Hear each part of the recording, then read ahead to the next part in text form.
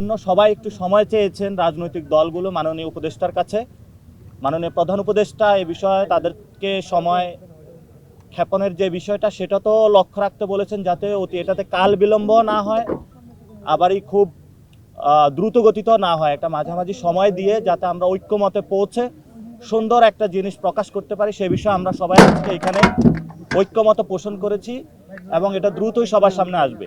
বৈষম্য বিরোধী ছাত্র আন্দোলন এবং জাতীয় নাগরিক কমিটি আমরা সেই 31 তারিখের আগ থেকে ধৈর্য ধারণ করে যাচ্ছি এবং এখনও ধৈর্য ধারণ করছি। বাংলাদেশের সকল জনগণকে বলবো, আপনারা আরও কিছু সময় ধৈর্য ধারণ করুন। বাংলাদেশ যদি গণতান্ত্রিক কোনো উপায়ে উত্তরণের পথে যেতে হয়, এই ঐতিহাসিক দলিল ছাড়া এটা সম্ভব নয়।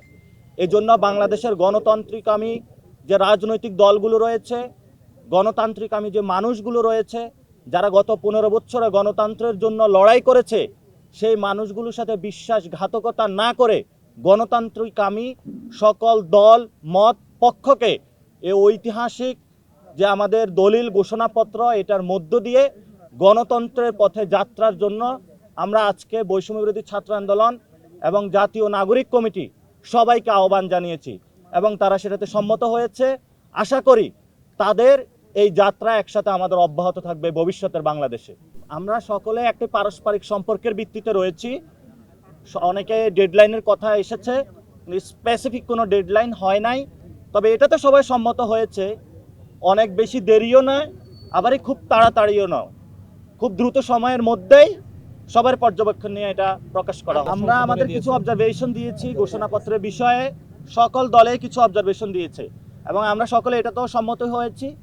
আরও যদি কারো অবজারভেশন থাকে তারা লিখিত রূপে সেটা পাঠিয়ে দিবে। আমরা মনে করছি যে বাংলাদেশের এই বর্তমানে সার্বভৌমত্ব রক্ষা করতে হলে একটি ঐক্যের প্রয়োজন।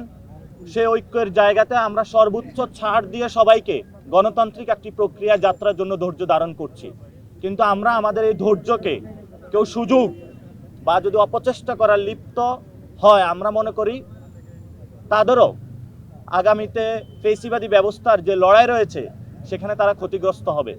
এজন্য হলো জনতার কাতারে তাদেরকে আসার জন্য আমরা অনুরোধ জানাচ্ছি।